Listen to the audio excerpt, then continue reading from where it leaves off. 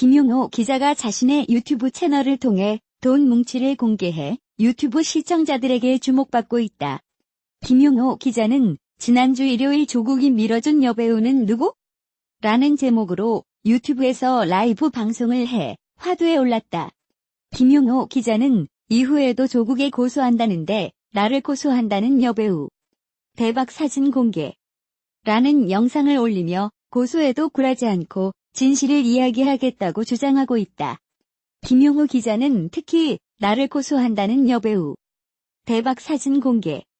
라는 제목의 영상에서 한 사진을 공개해 시청자들을 충격에 빠뜨렸다. 김용호 기자는 5만원 권의 돈 뭉치가 가득 있는 사진을 공개했다. 5만원 권의 돈 뭉치는 총 얼마인지 알려지지 않았으며 명함 2장이 올려져 있었다.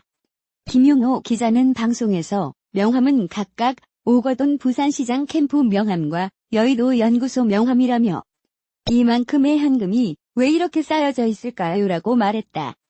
김용호 기자는 자신의 유튜브 커뮤니티에도 돈 뭉치 사진을 올렸다.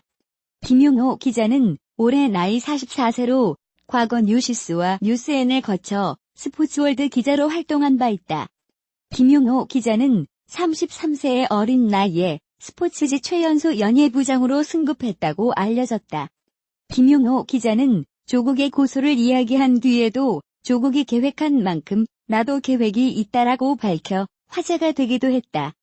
조국 펀, 덕조국 가족분들은 진행사항이었던가 취임 2017년 5월 10일부터 2달이 지난 7월 30일 날 조국 후보의 아내인 정정심과 딸 그리고 아들이 블루코어 벨러비로 사모펀드에 총 74억 5,500만 원 출자를 약정합니다. 실제로 정쟁심과 그 아들 딸이 투자한 액수는 10억 얼마입니다. 정경심이 9억 5천만 원, 딸과 아들이 5천만 원씩 초잘했습니다. 현행법상 공직자 가족은 직무 관련 지식을 바로 매각하거나 백지신다 없도록 규제하고 있습니다. 직무상 얻은 내부 정보를 투자에 이용할 가능성이 있는 데다 예상충 문제가 있기 때문입니다. 그러나 현행법상 공직자의 사모펀드 투자에 대해서 특별한 규제가 없습니다. 그러나 자신이 직무상 취득한 정보를 이용해서 사모펀드 운용사에 귀뜸해줄 수도 있고 사모펀드가 투자한 회사의 사업을 도울 수 있기 때문에 각별한 주의가 필요합니다. 조국 펀드의 위법성은 없는가? 첫 번째 문제점은 조국 가족들의 펀드에 투자한 시점입니다. 민정수석에 오른 다음 2개월이 지난 시점에 2019년 7월 31일에 부인과 아들 그리고 딸이 블루코벨 6기로 사모펀드에 시로 5천만 원을 투자한 점입니다. 왜 민정수석이 되고 난다면 2개월 후에 그한 오해를 받을 그런 3억 손 대표 잘 아나야입니다. 두 번째 문제점은 조국 가족들이 투자한 펀드가 단순한 펀드가 아니고 가족분들 한 것이 밝혀졌다는 사실입니다. 그동안 조국 후보 측은 가족 펀드는 절대 아니라고 주장했지만 조사 결과 총 6명의 출자자가 참석합니다. 조 후보자 아내 9억 5천만 아들 5천만 딸 5천만 그리고 처남 56씨입니다. 처남의 장남과 차남이 합쳐서 3억 5천만 원 투자했습니다. 따라서 14억 원 외 출자자 6명을 구속된 가족 펀드에 이미 밝혀졌습니다. 이운 더후로 책이 틀렸다 언제 말 입장한 겁니다. 세 번째 문제점은 가족 펀드의 투자가 가운데 한 사람이 조국 씨의 손아래 처남 일 운용에 개입하였을 가능성이 확연하게 드러난 점입니다. 그동안 조후 보증은 또 반대 등을 이야기해봤습니다. 조국 가족은 손더에 출자했을 뿐이고 운용에는 절대 관여하지 않았다. 이렇게 주장했습니다. 그러나 차남인 정모 씨가 가족 펀드의 운용사인 예펀드가 있고 펀드 위에 콜링크피에 불한 그런 일종의 운용회사가 있죠. 콜링코스의 블랙 6번째 주주로 지분 0.99%를 갖고 있었습니다. 그러니까 출자를 하면서도 동시에 운영을 한 거죠. 결론적으로 조 후보의 처남 모 씨가 누님 가족들 그 조국 후보 가족의 재산을 불리는 작업에 적극적으로 관여해왔음을 알 수가 있습니다. 자본시장법은 펀드 출자자와 운용회사의 펀드 운용에 관여하는 것을 제한하고 있습니다. 지금처럼 조국 후보의 일가가 사모펀드 운용사 굉장히 참여 애써 후 원대 투자체를 지시하는 등의 운영을 하는 것은 투자자와 운영을 분리하다는 그런 자본시장법에 위반된다. 상입니다. 네 번째 문제점은 조국의 가족 후원도 투자가 업체 매출액의 크게 증가 사실입니다. 가족 펀드 출자 감이 전체 매출에서 광금 물량이 56% 아차장 웰스 CNT라는 그런 회사의 지분 38%를 매집받는데 투자됐습니다. 그리고 그 투자한 회사는 광금 물량이 급속하게 증가한 겁니다. 그렇게 누구든지 오해를 할 수가 있는 거죠. 참고로 웰스엔테 매출액은 2017년도에 전년 대비 28.6%, 2018년대 전년 대개 46.3%, 2019년도에 전년 대비 한 20% 정도가 늘어났습니다. 참고로 출자금 14억 1천만 원 가운데 관리 보수를 제외한 13억 8천만 원 전액이 전멸기 제조사인 웰센치 NT에 투자됐습니다. 그러니까 가족 펀드가 웰센 CNT와 투자했어. 웰센 CNT가 광금 물량이 증가했기 때문에 당연히 조국 씨가 민정수석을 있으면서 본인은 불이 나겠지만 자기 사업을 해왔다. 이렇게 주장을 할 수 있는 겁니다. 이것은 지배주주의 위치에 있는 민정수석이 영향력이나 자리가 매출 급등의 큰 힘이 되었음을 말해줍니다. 아무튼 족적 민정수석은 민정수석에 침하고 났어. 2개월이 지난 시점부터 가족분들을 만들었어. 재산 불리기 작업을 결심해봤다는 그런 비난 투만이고 이 과정에서 외부 활동에 대한 법적 도덕적 책임으로부터 자유로울 수 있는 입장이 아닙니다.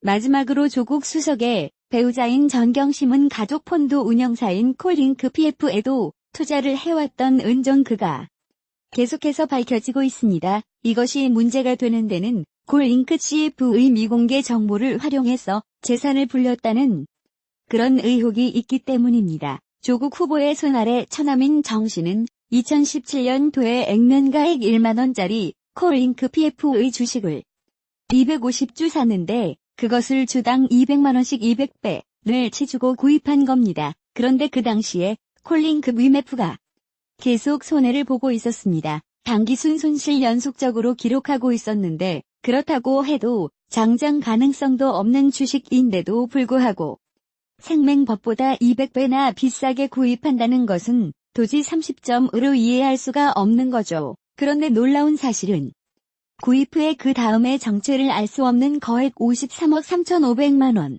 이 본대 유입도 가지고 콜링컵 해보는 1학 2018년 도의 세시로 5,466만의 흑자를 기록합니다. 참고로 2016년도에 적자는 1회 897만원 2017년 대책자 이익은 7,446만원인데 2018년도에 세시로 5,460만을 기록합니다. 투자하기만 대박이다. 이런 정부의 입자 입수하지 않고서는 만원짜리 주식을 100만 원에 구입할 수 없는 거죠. 내부 정보를 이용했다. 이런 지적을 받는 겁니다.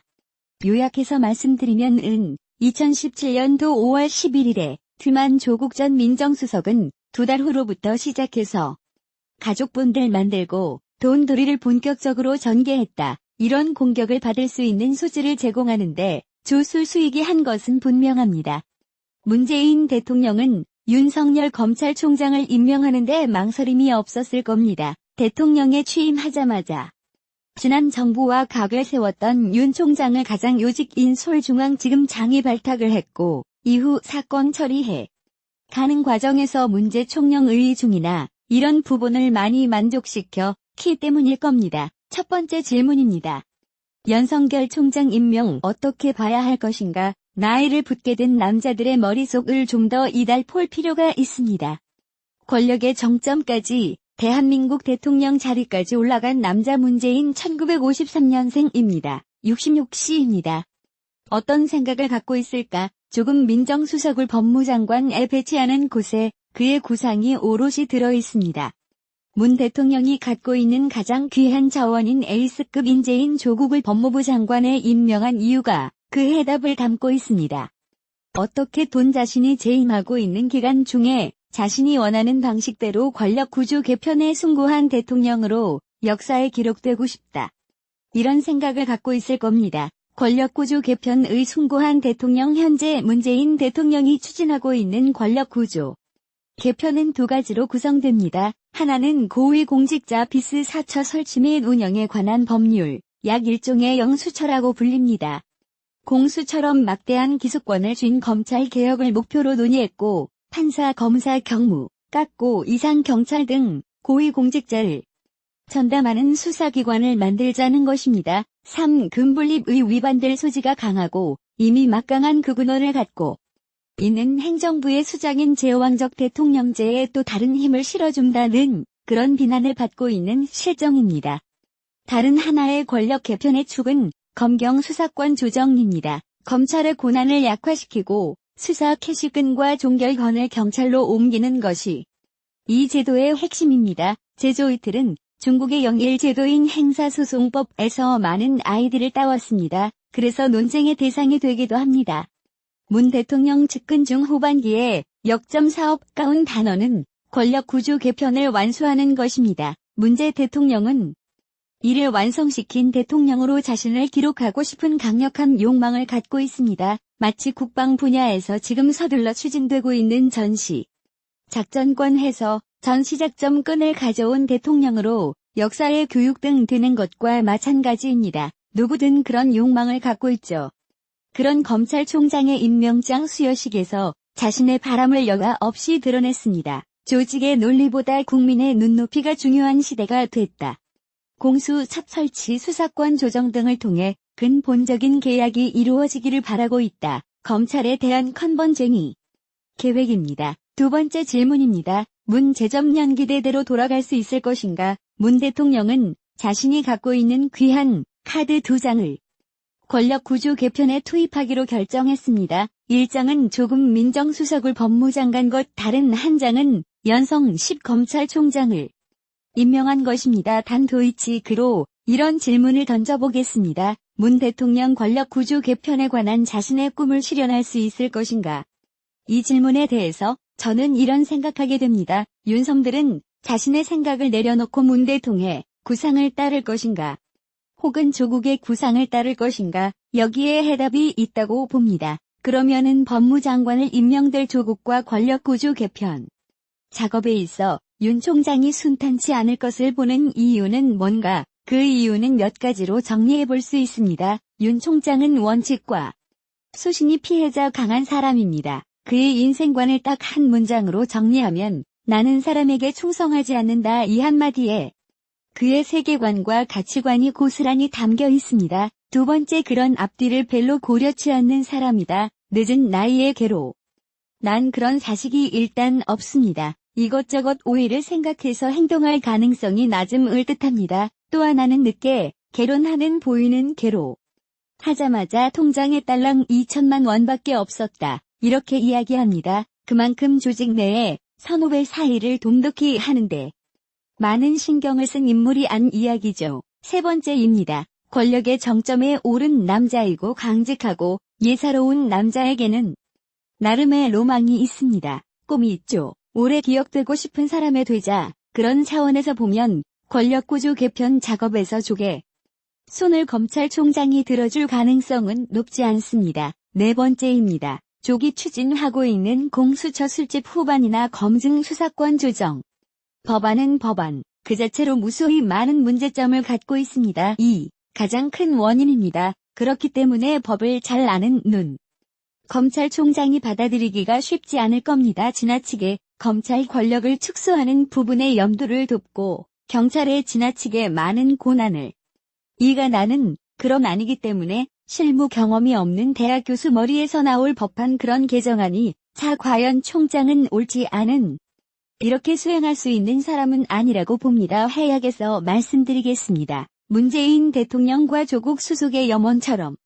권력구조 개혁을 자신의 방식대로 완성하는 것은 쉽지 않을 것입니다. 윤석열 총장 임명은 이런 점에서 보면 그다지 현명한 선택은 아니었습니다. 권력구조 재편의 완승이란 그런 자원해서 사람을 어쩌면 잘못 봤다. 그렇게 할 수도 있겠습니다. 두고 봐야겠죠.